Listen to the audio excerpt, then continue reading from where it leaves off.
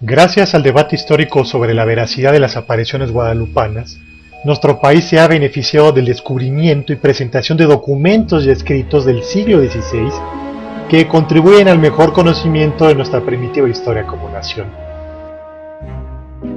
Son dos, hasta ahora, los más antiguos relacionados con las supuestas apariciones de la Virgen de Guadalupe.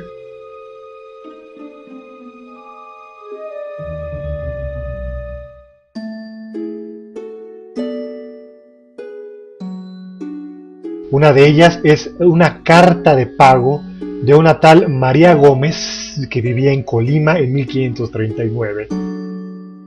Otro de estos documentos es el testamento de un conquistador, Bartolomé López, también realizado en Colima en 1537.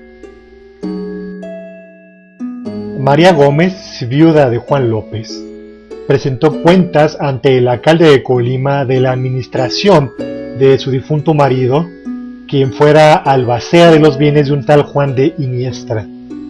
En esas cuentas se presentaron dos recibos de pagos hechos a una casa de Nuestra Señora de Guadalupe y a su procurador. En el otro documento encontrado, el de 1537, cuenta sobre el testamento de Bartolomé López, quien en ese testamento ordena en una cláusula que se recen a Nuestra Señora de Guadalupe por mi ánima 100 misas. Y en otra cláusula agrega que se digan en la casa de Nuestra Señora de Guadalupe por mi ánima 100 misas.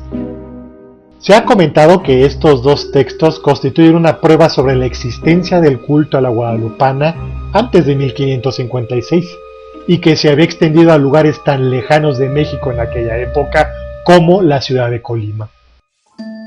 El problema es que nunca se refieren al Tepeyac, y es muy baja la posibilidad histórica de la existencia de un procurador para una ermita de indios en 1539.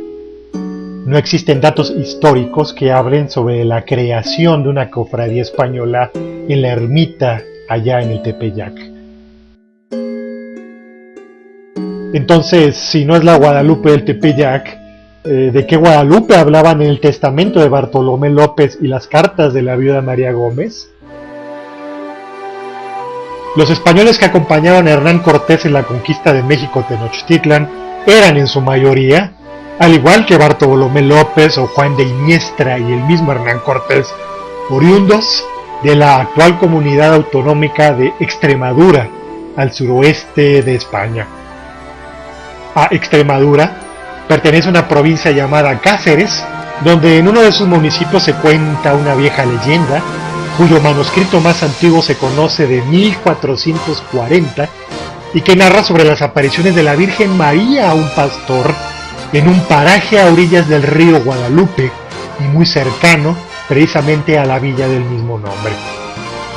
Este río Guadalupe, que es un río afluente de uno mayor llamado el Guadiana, se deriva del árabe guadal, que significa río, y del latín lupus, que significa lobo. Aunque otros especialistas afirman que proviene de Guadalupe, que es un dialecto árabe andalusí. De cualquier forma, ambos significan exactamente lo mismo, es decir, Guadalupe significa río de lobos.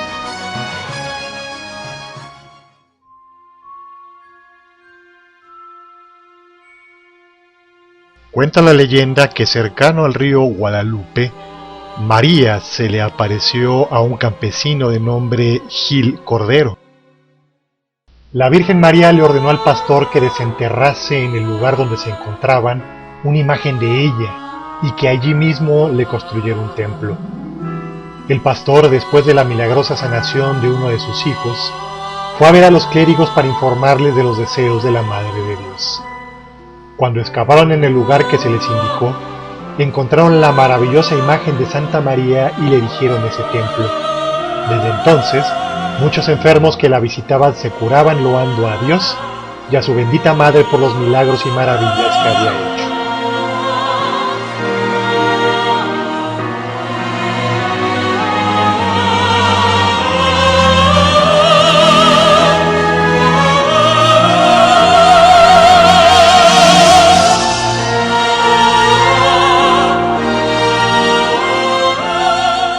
imagen de la Virgen María encontrada enterrada se le llamó Guadalupe, y al suntuoso santuario que con los años se edificó se le conoce como el Santuario de Nuestra Señora de Guadalupe de Extremadura.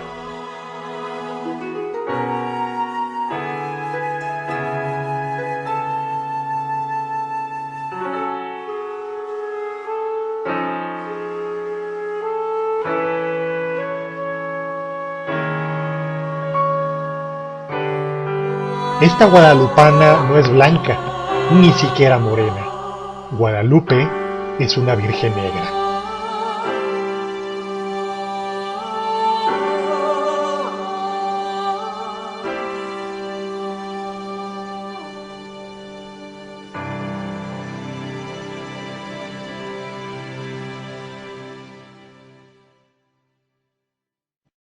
El Santuario de Guadalupe de Extremadura fue convertido en monasterio en 1389 y administrado por monjes de la Orden de San Jerónimo hasta 1835.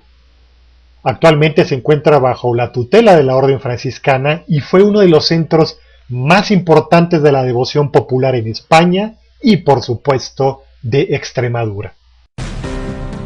Cristóbal Colón fue devoto de la guadalupana y en su honor nombró Guadalupe a un archipiélago en las Antillas que descubrió en su segundo viaje a América y que actualmente es un departamento de ultramar de Francia. Los reyes católicos Isabel y Fernando solían visitar el monasterio e incluso llegaron a reunirse allí con Cristóbal Colón. Hernán Cortés y otros conquistadores, como buenos extremeños, veneraban también a la imagen y en la Nueva España no dejaron de rezarle y rendirle devoción a la Virgen de Guadalupe de Extremadura. El culto a María fue muy popular de hecho desde el siglo XV en España, tanto que en el estandarte con el que entró Hernán Cortés victorioso a México Tenochtitlan se encontraba pintada la imagen apocalíptica de la Virgen María.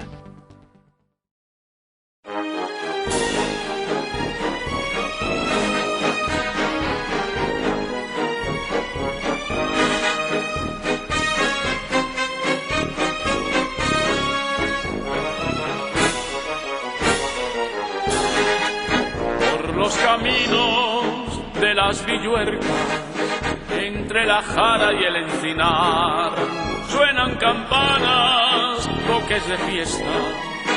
Hoy es el día que Extremadura va a celebrar. Y por las calles de Guadalupe, brazos de cobre llevan su altar. Vuelan las rosas de los balcones y las palomas del monasterio vienen y van. Por eso es tan importante que para demostrar la veracidad de las apariciones en cualquier documento que se tenga de la Nueva España en el siglo XVI, es necesario que se haga mención de Guadalupe en el Tepeyac, pues de lo contrario es más que razonable pensar que todas las alusiones de los españoles a la guadalupana se refieran, lógicamente, no a la Virgen del Tepeyac, sino a la Guadalupe de Extremadura.